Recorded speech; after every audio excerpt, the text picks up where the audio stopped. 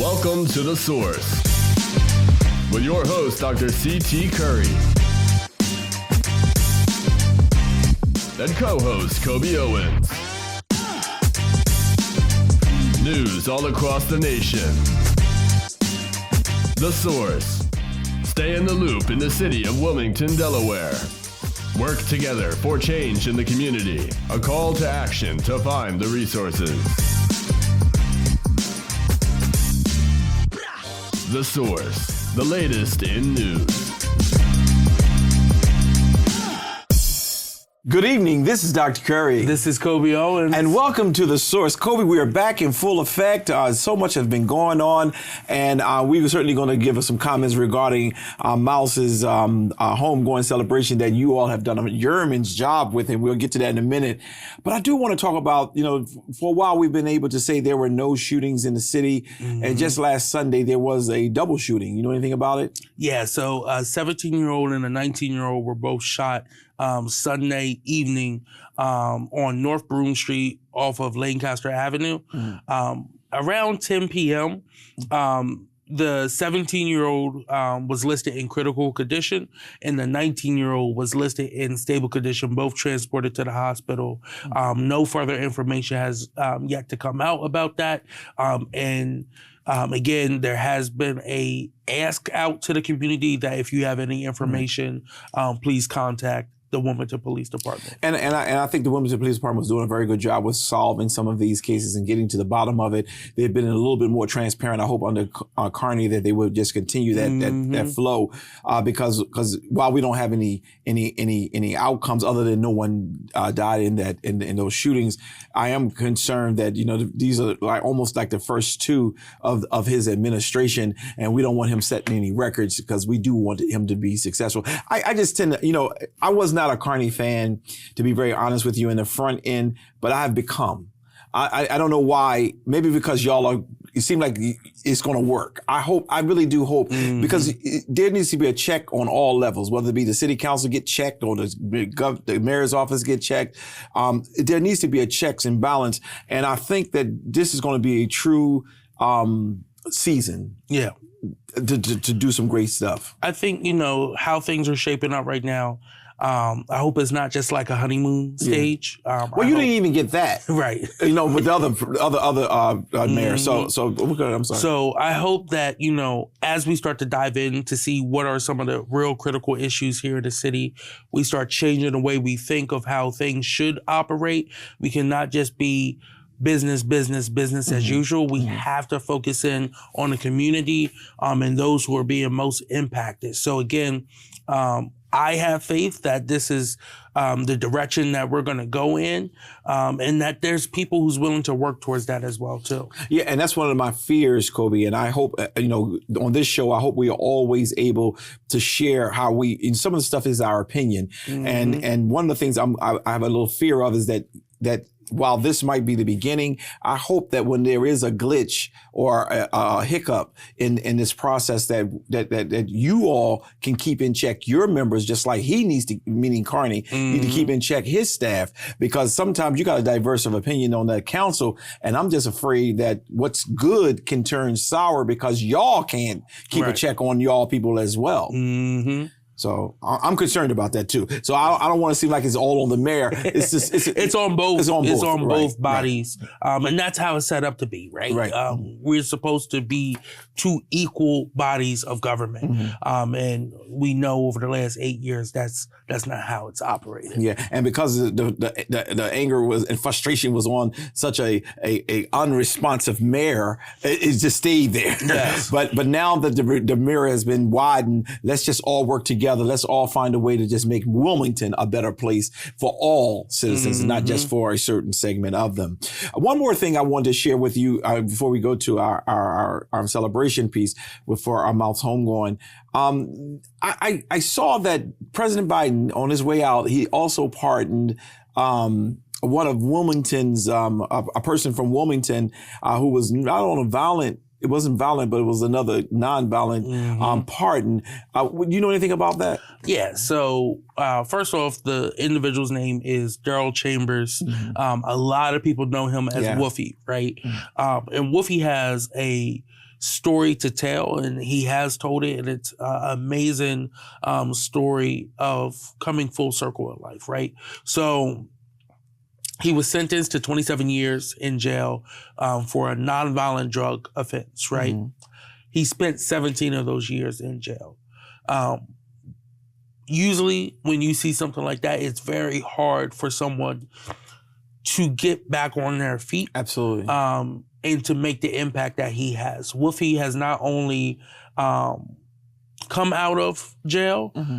he has helped impact a ton of youth in the city of Wilmington. He is the founder and the executive director of the Center for Structural Equity, as well as he is a professor at UD as well too. And I just want to talk about the work that he does, right? Mm-hmm. Their core mission is to promote meaningful and transformative involvement in the community with youth, right? Mm-hmm. And getting them involved at all different levels. It's how some people may look at it as violence intervention. He sees it more as creating a new pathway. Okay. So again, they have case management, they have positive youth development, and they're changing societal norms when it comes to our community. So again, I've been a huge follower of the work that he does in the community. He also served with me on the Wilmington Reparation Task Force, and was a huge asset there as well too. So again, I am happy and excited for him, and excited that President Biden, on his way out the door, pardon such a huge figure in our community, someone who's making positive change, who took one wrong turn and did not let that define his life, and has dedicated his life to changing this city for the better. Good. And now, just so those who are watching us can understand what is going on. Now, he was out of jail already. Yes. So, because a lot of people are saying, well, he wasn't in jail. He was out of jail already. But what Biden did was it allowed his record to be clean so he can continue to tap into things. Because there's some federal resources and things he could not tap into, given the fact that he was a quote unquote considered as a convicted felon. A mistake in one's life is, and that's really what I believe these pardons should be about, for real. Not what your best friend did, well, your second best friend, because your best friend is the former mayor, but your second best friend, who just did a blanket pardon for all of those January 6th. Isn't it the January 6th? Yes. Yep. It was just horrible, man. And they're showing no remorse. No, they're not. None. And, you know, they came out and now they could buy guns again and everything. One said he is going to go. And one is saying he's going right to the gun store. Yeah. So it's very interesting. And he didn't publish the names of all 1,500 people he pardoned for that.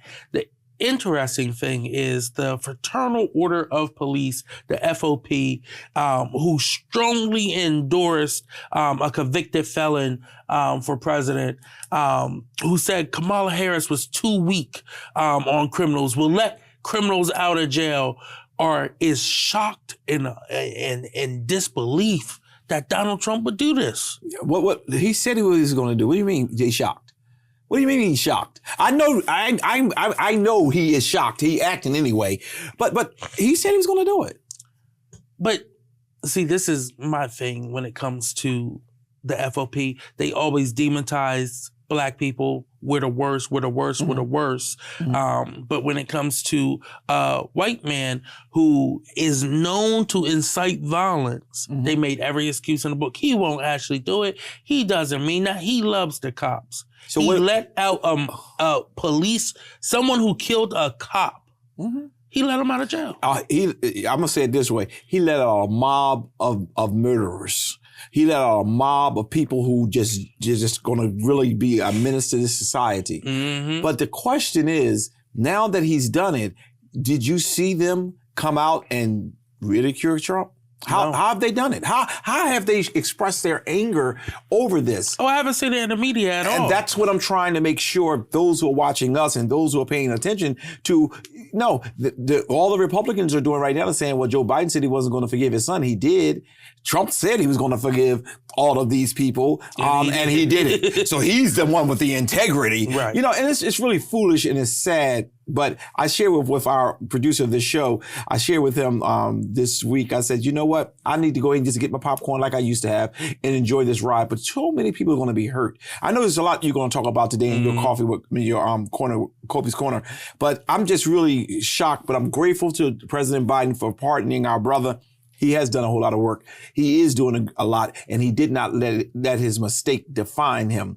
And I'm very grateful for that. And I'm glad that you were able to share some of that powerful stuff. Before we call it quits on my opening part of this show, man, I want to take this moment to thank you, Coby, the new president of NAACP, as well as many heroes in our current community. J Street too. See, some people were silent and they were very supportive.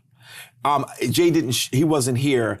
That was his friend, and I understand that. And I've learned to respect people as they grieve, as they go through whatever they're going through. But there were several individuals who just stepped up, who didn't need name recognition, but they stepped up. And the way you all put I'll call him Mouse, but his real name Richard Smith, away was honorable. And for those who were naysayers, you keep naysaying. Y'all put him away like a hero. Thank you. I mean, that coffin, I was getting ready. I started to ask, can they reserve one for me?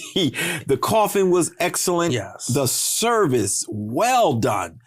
Even though you only had one person on the program do the eulogy, every last one of you all who gave remarks did a phenomenal, because eulogy, the word eulogy means to speak well of the dead. But you all did a phenomenal job. No one was overdrawn.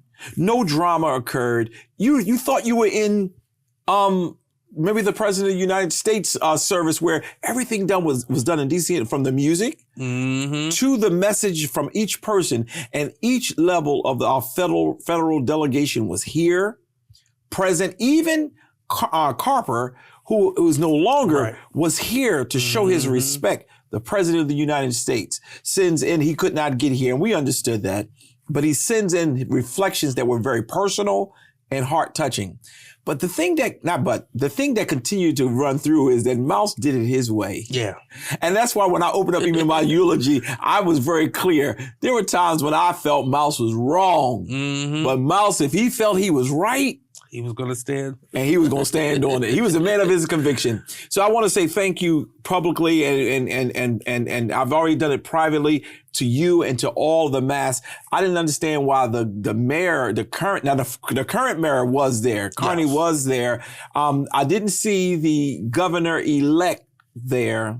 He was there. He was there at the very beginning. I didn't see him, so okay, very good. I'm glad to hear that. I did see the county exec. He was there. Marcus. And what about the person who was acting as governor? I didn't see her. She was not there. No. Okay, was she? Because I heard she was down at the Trump situation. Did she? Was she had to go early to get a good hotel seat or something? She did go to the Trump inauguration. Okay.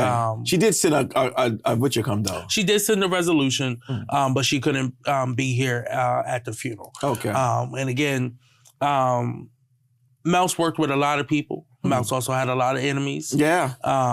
The former mayor did not show up. And again, those two did not get along. No. By no means. I knew that. But it was also very moving that we had our entire federal delegation there. We had Tom Carper there. We had the President of the United States, who was technically a part of our federal delegation, also give words via video.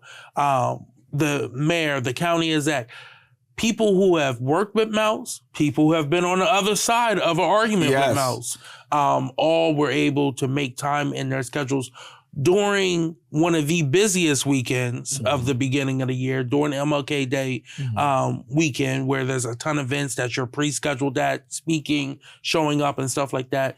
They made time out of their days to come and sit for almost a 2 hour.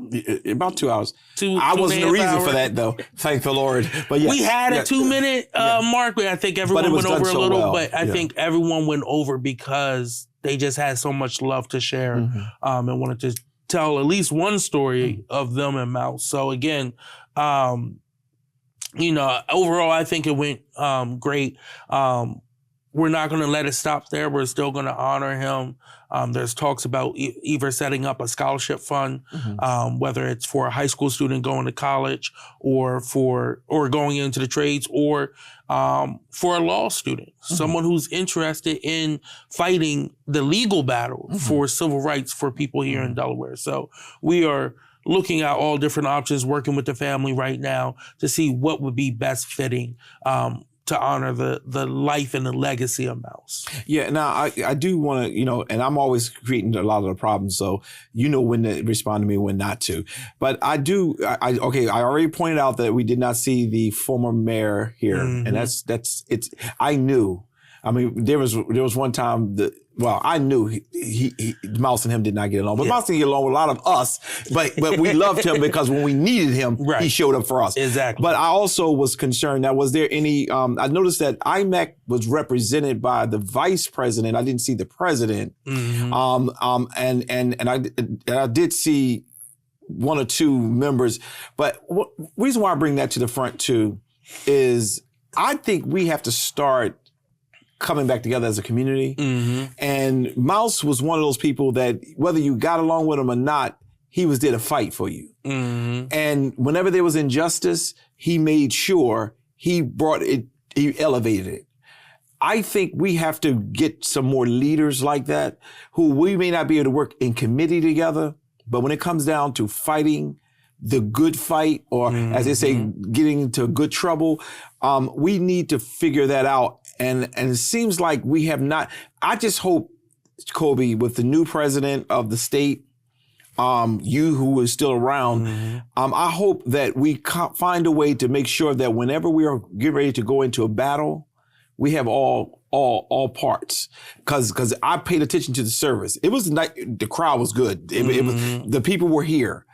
He showed that he touched a lot of people. And everybody, and I told you the trend that was there was whether you got into a fight with him or not, he stood on what he believed. Yes. But when it was time to fight, he showed up. He showed up. And that's one of the reasons why I'm so grateful that you all put him away in the way that y'all did. So I just hope that, whether it be IMAC, that needs to come back together with being in the front of fighting for some of the injustices, as well as the NAACP and other groups that are formed to make sure that things are working for our people. I agree with you on that. And I guess that's what we're gonna leave it there, because we got so much to do in the next segment that I just want to hear all this wonderful stuff that's going on with your second best friend, who is really taking this country by storm. And he is not joking, because he only got but 4 years to get it done, and he's gonna get it done. We're gonna take a quick commercial break, and we'll be right back. Join us live for our weekly worship.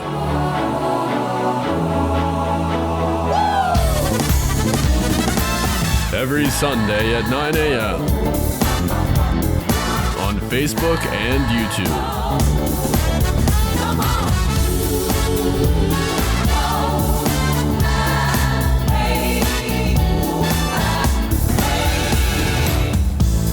Well, Pastor, I'm doing the best I can, but I still gotta have a little Chardonnay, and I still gotta have a little this, and I gotta still sneak around. The devil is a liar. That's an excuse. Wilmington's most exciting church.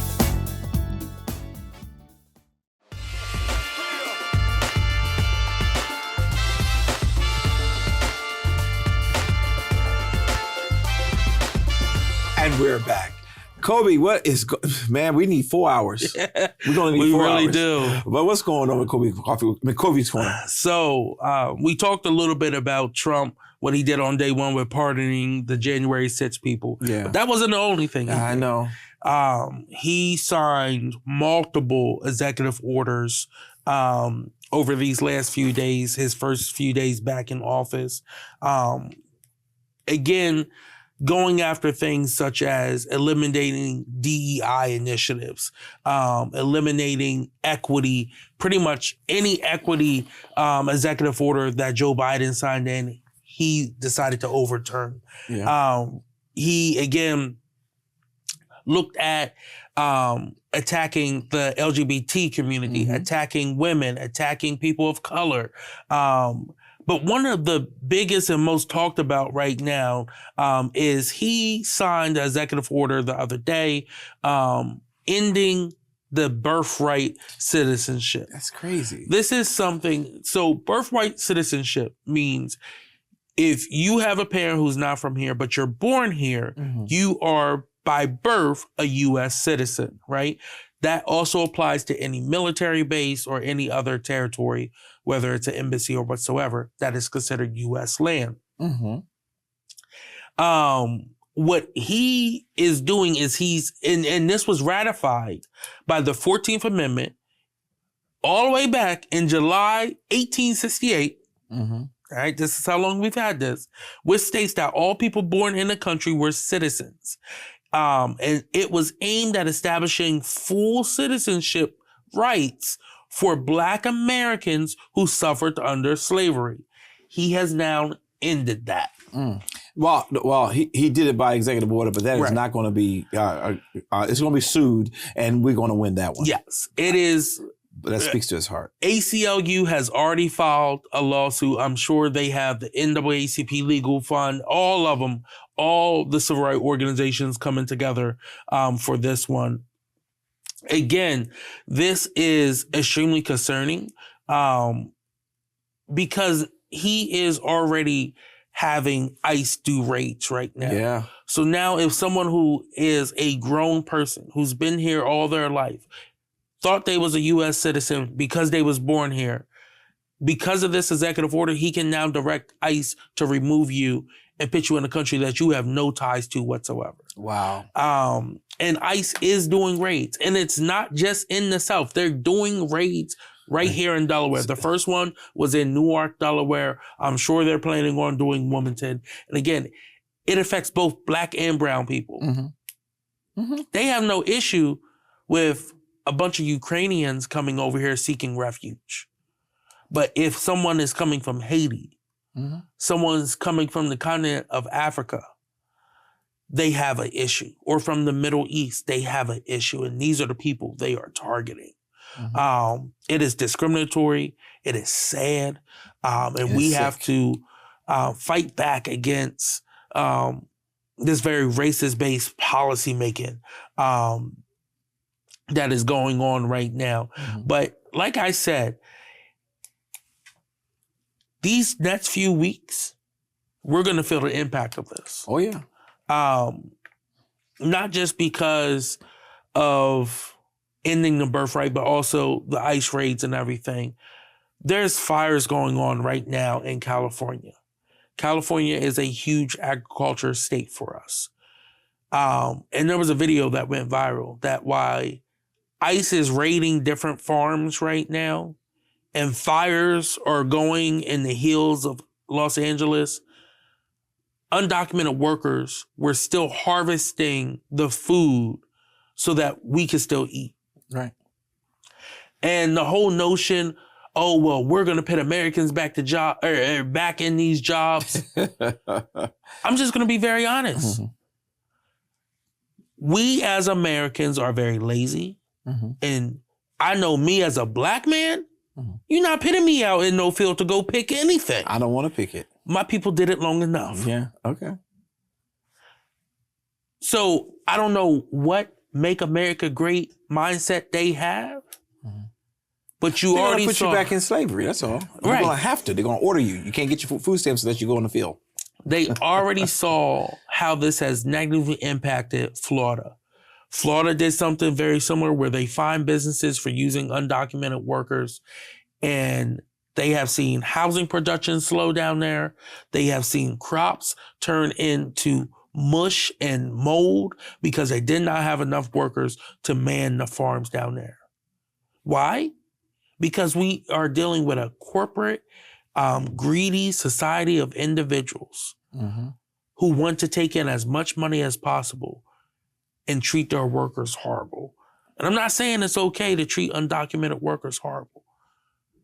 They actually are a huge asset to our society. I mean, we could treat them right and do what's right, but what he's doing now is inhumane, and it's going to, and it will not be noticed until it hits their house. Yep. When they realize they can't get the corn they need to get, when they realize they can't get the services they need to get, and even the carpentry, and it's just so much. And I'm paying attention to it. But I said y'all voted for him, so I have to just let y'all have y'all way with him. I did not vote for him. I very proudly cast my vote for Kamala Harris. Okay. But some of the other executive orders that he has overturned or revoked include advancing racial equity and support for underserved communities through the federal government, ensuring lawful and accurate apportionment pursuant to the denial census, the cynical census. I'm sorry, I butchered that word. Organizing and mobilizing the United States government to provide a unified and effective response to combat COVID-19. Ethics commitments by the executive branch. He overturned that. Protecting public health and the environment and restoring science to tackle the climate crisis. Revision of the civil immigration enforcement policies and priorities, equitable pandemic response and recovery. These are just some of it. Expanding access to care and treatment for COVID-19, supporting reopening and continuing operations of schools and early childhood education providers, enabling all qualified Americans to serve in their country in uniform. So again, these are the things that he overturned, that he went after. A lot of it has to do with the underserved communities that are usually left out, that will be left out under his administration. So again, we have some work to do. You got that right. And you don't have a lot of time to start working. But I think people are putting those lawsuits out there quickly. Yeah. And they're trying to get things stopped while he's trying to go through it. It's going to frustrate him at some point. But the whole issue of racism and the people taking off their hoods, it's going to happen now. And it's not going to happen. It's happening. Now, moving here to Delaware, we have a new governor. It's our third governor this month. Governor Matt Meyer and Lieutenant Governor Kyle Evans-Gay were both sworn in Tuesday morning at DSU, Delaware State University. It is the first time in the history of this nation that a governor was sworn in at an HBCU. Yeah. So that was historic. Yeah. His first day on the job, first full day on the job, Governor Matt Myers formally sent a request that the board nominations made by former Governor Bethany Hall Long during her two-week stint as governor would asking them to be withdrawn from consideration by the state Senate. When she was Delaware's chief executive, right? She nominated 5 people to the Diamond State Port Corporation's board of directors. The board manages and operates the Port of Wilmington, also heads the development of the Delaware Container Terminal in Edgemore that they're building. That, again, is going through some legal issues right now, so it's been a delay. Her nominations included outgoing Secretary of State Jeff Bullock, who is the current chair of the board, James Assoni, William Ash, who is a union president down there at the port, Curtis Linton, who is the vice president of the Delaware AFL-CIO, as well as the business manager of the local laborers 199, and Robert Meade. The state Senate read the letter yesterday before they started their session, and they have now sent a letter back acknowledging his request, but also noting that they feel as though Hall Long's candidates are qualified for the position, and 4 of Matt's cabinet secretaries, who are expected to be confirmed by this same body by the end of the month, are legislatively appointed to the board as well, too. Again, Matt Myers also pointed out that not everyone who was nominated by Bethany will be removed. He just wants to opportunity to nominate his own people, and the members of his cabinet, who by position will also be members of this board, is Secretary of State, Secretary of Transportation, Secretary of Finance, and Secretary of the Department of Safety and Homeland Security. So that's the 4 Now, he could use those other 4 for general people then. The other 5, yes. The other 5. So he would be appointing 4 by default of the positions they're in. Correct. And then, so how many people are on that board about, you know? That I do not know. Okay. Give me 1 second, I can look it up. Because the reason why I'm saying that is because, but I guess the Senate is saying, you know, we're going to still vet them. The concern I'm having is that she did this in a 2-week span. Mm-hmm. Why does she feel the need to hurry up and get that done? I mean, they're qualified people. I mean, the names that you've just named, and we're not going against them because they are qualified people. They were on the board before. But why does she feel the need to do that? Is what I'm trying to get an understanding on, because it was an urgency for what? So there's 13 people who are on the board. Oh. And of the 13, she nominated 5, whether their terms were up or there was at least one death, of former Governor Ruth Ann Minner. But again, there's people who rotate off, their terms are up, Mike Bagato, and then there's also individuals who are from the General Assembly, right? So at least 1 state senator, 1 state rep. The state rep is Deb Heffernan, who's in charge of the bond committee, and the senator is Senator Darius Brown, who's in charge of, or not in charge of, but sits on the finance committee. So again, some of these people, Shantae Hastings, who was nominated for Secretary of Transportation, she's actually a holdover from the Carney administration. She's already on this. Jeff Bullock, like I said, he is the chair of it. He's the outgoing Secretary of State. The new Secretary of State will take his seat. But again, he has long experience on this. So again, it's not uncommon for this to happen. I believe Carney left them open to give the next governor an opportunity. But again, as governor for 14 days or for 4 years, you have full powers to do something like that. Yeah, well, okay. I'm going to leave it there. I know. Mm-hmm. I know. So again, we'll see what happens. Again, one of the big things that everyone's talked about is the Edgemoor project. The Philadelphia Port has been filing a bunch of lawsuits against that because that will affect their business if we're able to accept containers down here. So we will see where all this goes. And I'll be watching. Next, I want to talk about Wilmington City Council. Right. So we had our first meeting in which we established the Office of Educational Advocacy in order to be more hands-on with our education system, both early learning in K through 12 as well too here in Delaware for our kids across all the boards. We have 5 different school districts in the city of Wilmington, but we need a bigger voice in this fight. And I just wanted to thank Jay Street for his leadership for helping us get there. And I was happy to co-sponsor that. Good. We also had some of our first committee meetings. So our first 2 committee meetings was a finance committee meeting chaired by the councilwoman who represents this area, Michelle Harley.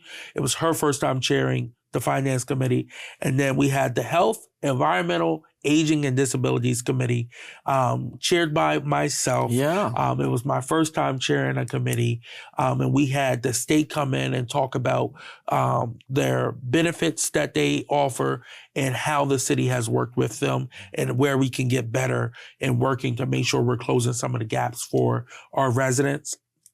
And then we also had the Sierra Club come in and do a presentation on heat mitigation and extreme heat as we start moving towards the summer months, making sure we're properly preparing the city for that, as well as building codes as well too.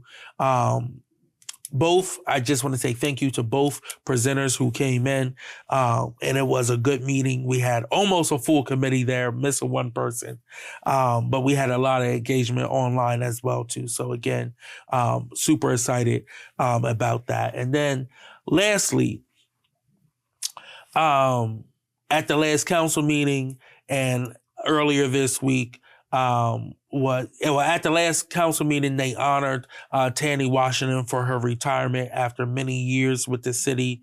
What did she do successful?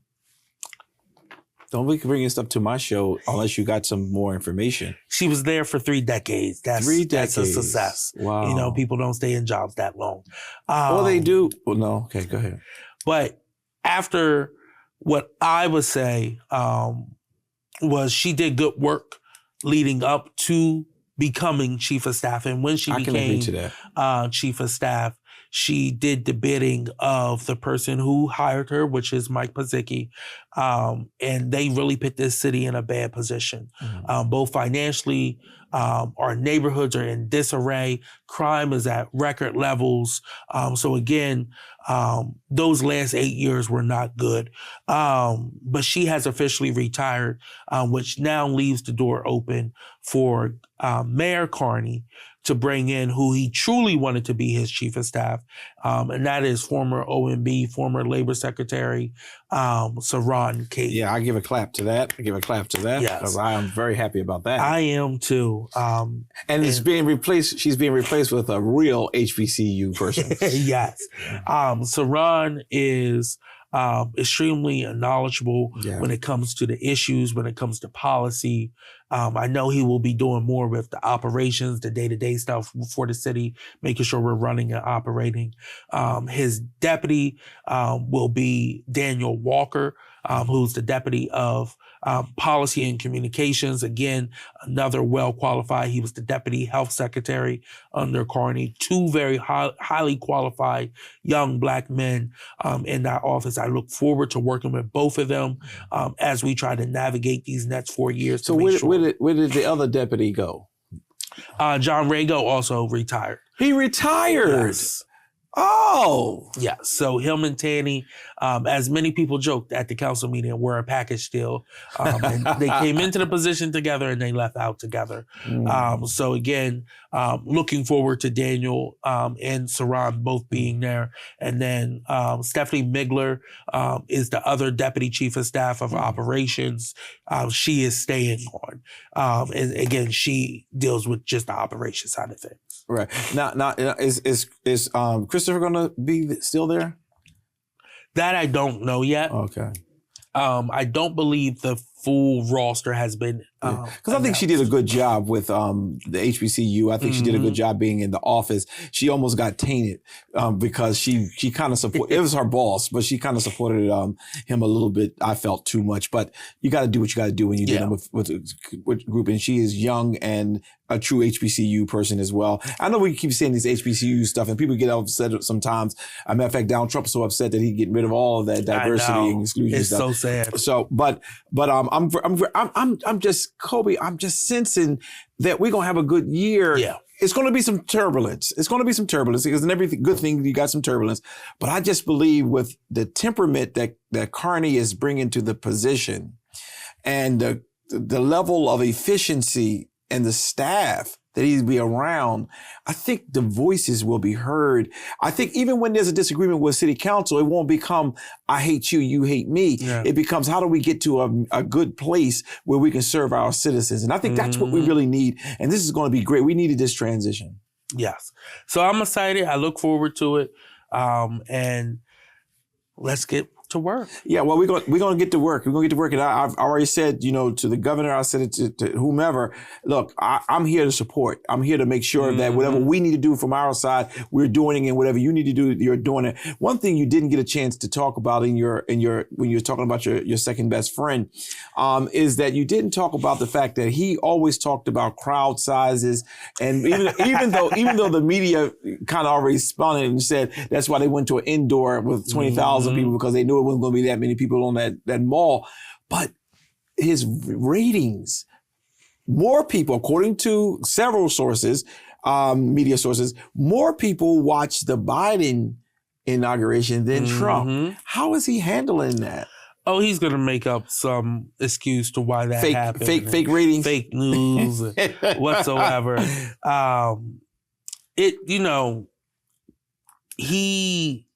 He is a businessman. He's a TV person. He cares about stuff like that.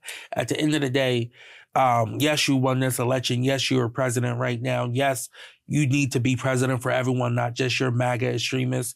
And I think people are done and tired, right? Mm-hmm. People are tired of the antics and what he will be doing. I'm ready to fight back, but a lot of people are just tired of it. Yeah. I'm not going to start no conspiracy theories, but I'm not too sure if he won this election. There's some things that's in my head that I just keeps coming up. And every time I hear Elon Musk's name, it just keeps coming up. Something with Elon Musk, because he's getting away with a whole lot of stuff, even defying Trump.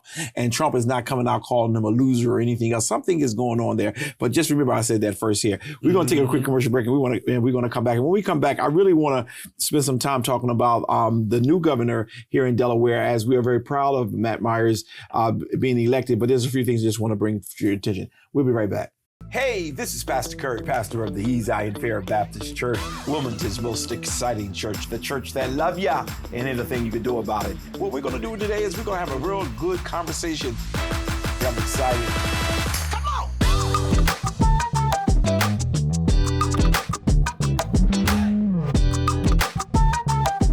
Every Sunday at 11 a.m. Why don't you call somebody real quickly? Tell them Coffee with Curry is on. And let's get after it.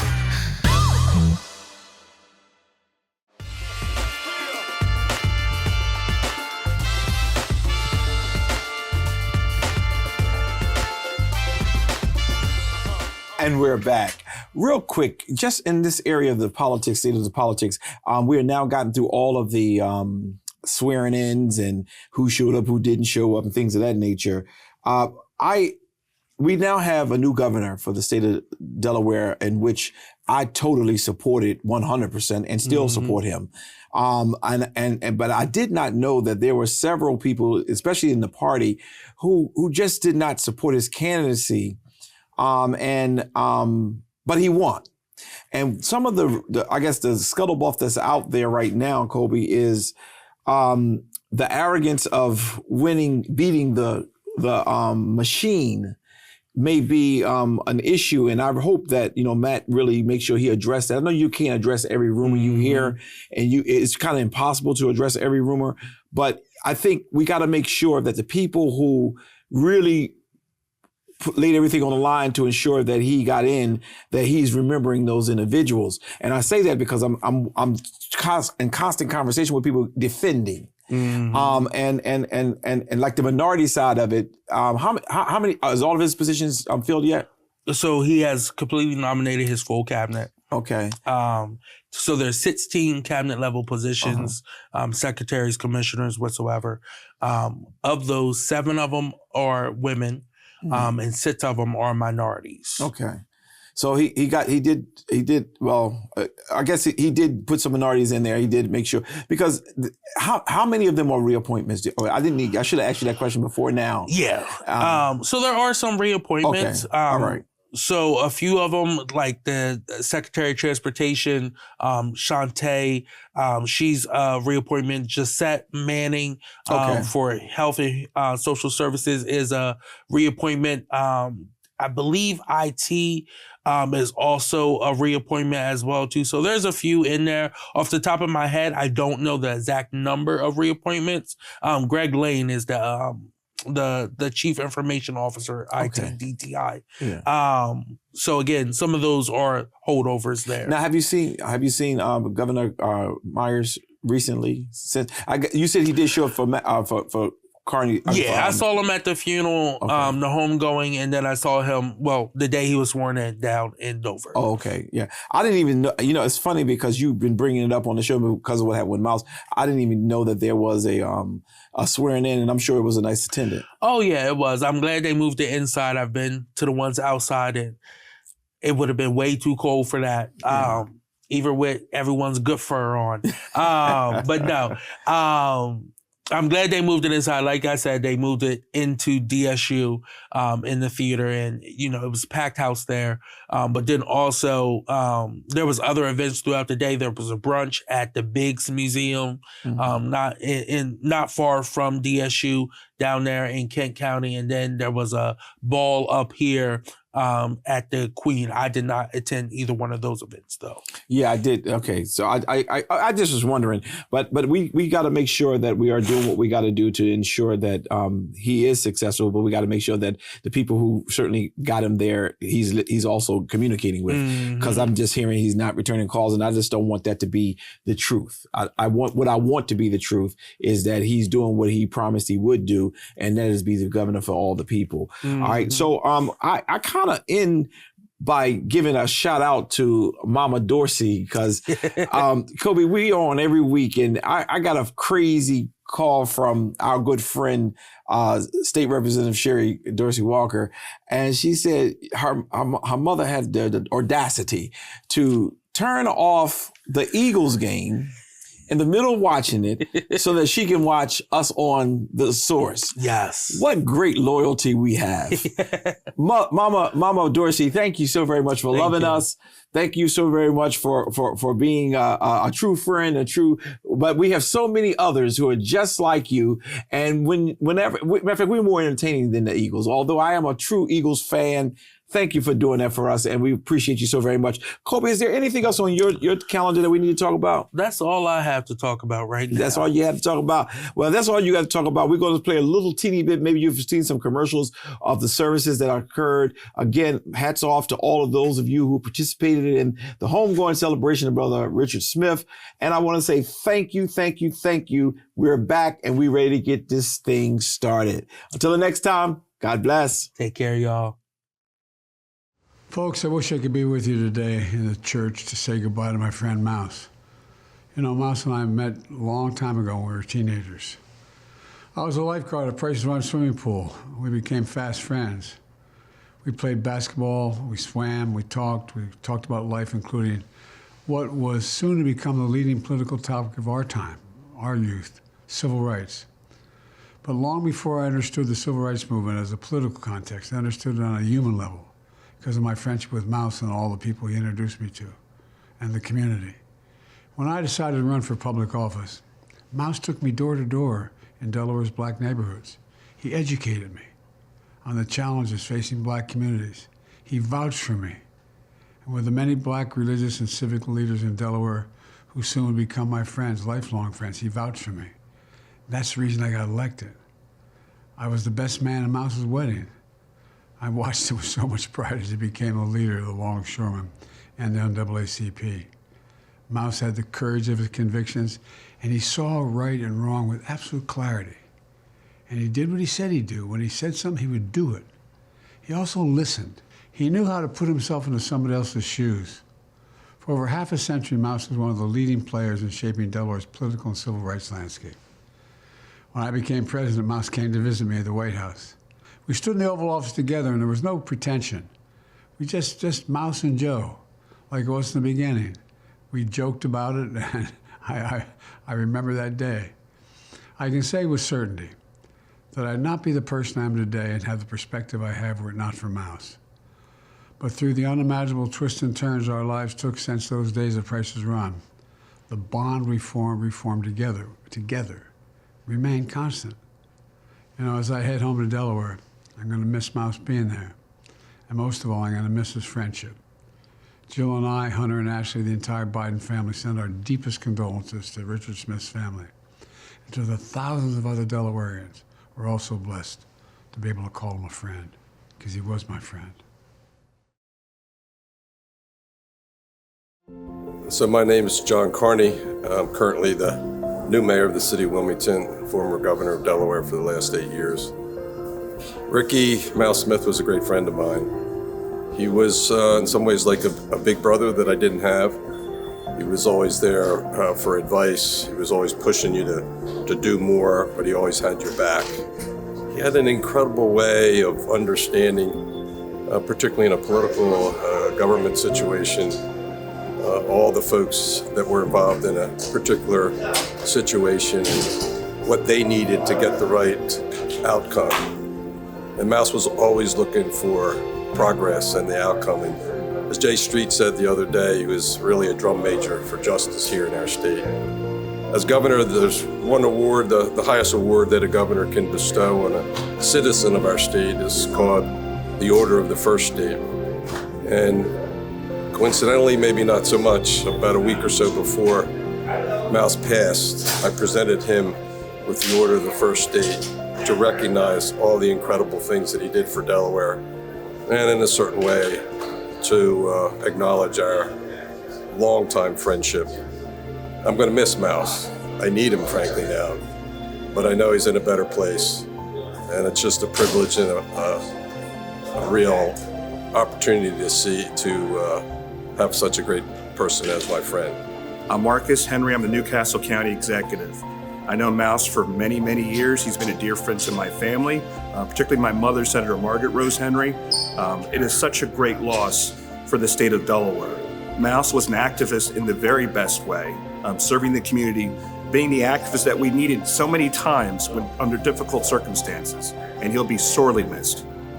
My name is Kathy Jennings. I'm Delaware's Attorney General, and I was so fortunate to have known Mouse for decades. As long as I've been in government, I've known Mouse. I first met him, I believe, at Libby's on a morning when we had breakfast together. And the first thing that Mouse wanted to tell me was how dire the poverty was in parts of Sussex County, and talked about the conditions under which people were living. And that's just who he was. I mean, he never stopped advocating for the neediest among us, the most vulnerable among us, and standing up for what is right. My name is Dana Robinson. I knew him from working with him at the Port of Wilmington. We were supervisors together. We fought, of course. We argued, but we love each other. He's a good man, a very good man. I've kind of find him to be my dude. I just love him. He did a lot for the workers at the port, and we could never, ever repay him. Good morning, my name is Mike Migliori. I've known Mouse for many years now. I had the good fortune of meeting him first when I worked for the city of Wilmington. My name is Gladys Brister Spikes, and I knew Mouse for about 25 years.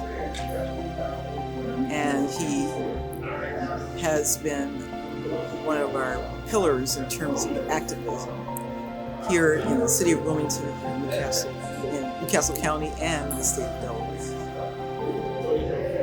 This message is especially to the young people in his family, for we need new young leaders that will take on his charge. Mouse was so committed to helping all of the families and the people in our neighborhood, especially with him being president of the union and being concerned about the employment, income, wages, and housing, and fairness. So I convey my condolences and my sympathy to the family and all those who are affected by his death, especially myself. And I would like to say we have to keep on that charge. We have to keep moving forward. And God bless you, and God bless Richard Mouse.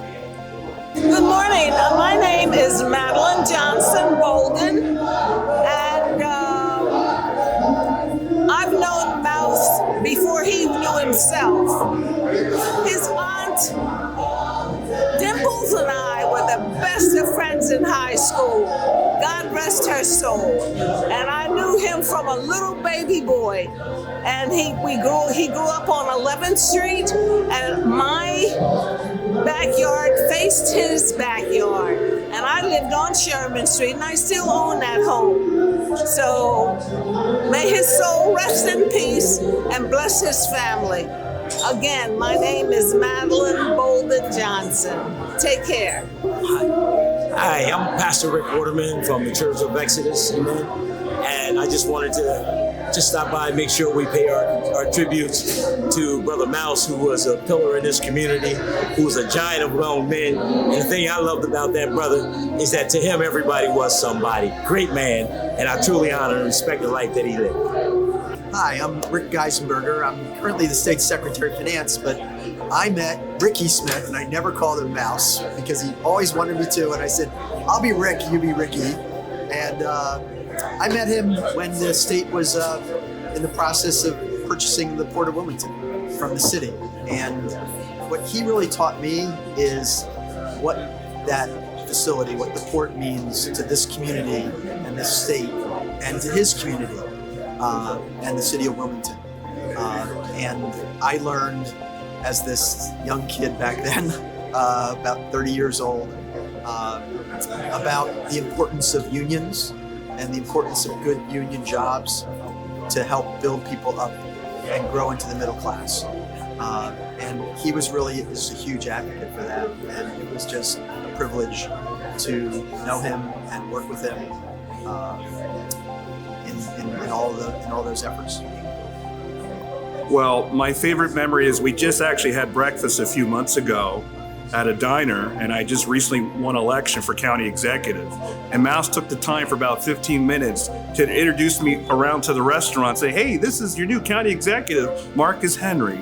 And people were just happy, and he was so joyful in that and so proud of me, and I really did appreciate that. That's the best memory for me. Mouse was always trying to get me to be chairperson of the housing committee for the state NAACP. So every time when he would see me, he would always ask me, when are you going to come and join? I did join NAACP, but I didn't have the opportunity of serving as state chairperson. So perhaps I will consider that as I move forward in actually doing what he asked me to do. I think my favorite memory of Mouse is that he was always a bridge builder, even in the most troubling of times. In the wake of George Floyd's death, so many people were justifiably angry, wanted change, wanted justice, and he managed to build bridges between people so that we could come to terms with that tragedy and make Delaware a better place to live. That was always his aim. Yeah, so I think the favorite memory that I have of Mouse is the many times where he would call me late at night. It wasn't just one time, it was many times, to give me the heads up on something that was happening, to give me some advice on whatever that situation was. And again, like a big brother, he was always there, always had my back, and was always there for good advice. So that's what I'll remember, that kinship, that brotherhood, if you will, that he brought to me and so many people in our state. I have too many memories to think of with Mouse. Too many late night calls. Not enough, actually, upon reflection. But so many to think of, I can't just single out one. But I now long for those times when we would speak at 11 o'clock, 12 o'clock at night when he was seeking for some guidance and vice versa. So we need Mouse, we need your energy from on high now more than ever. We used to get mischiefy while we were supervisors, and we sat across from one another, and he would pick with me. He would say anything, and I almost would cringe when I heard that chair creak around like Jaws was coming. But yeah, that's one of my favorite memories because he was mean, especially he was the most beautiful person in the world somewhere down deep inside of him. So that's it. Well, the memory I cherish is that the first year and a half that the state owned the port, I was the secretary of the Port Corporation, and I kind of ran the place for a while. And I was really honored when they did an event down at the hiring hall for me. as I was leaving state government, and he presented me with a plaque from Ricky to Rick. It just meant a lot to me, and it's something I've had on my wall, again, next to a picture of the Port of Wilmington, and it's something I point out to everybody who comes to my office. What a huge advocate he was, and what he's meant to this community and the city of Wilmington for really, his entire life. You've been watching The Sword with host Dr. C.T. Curry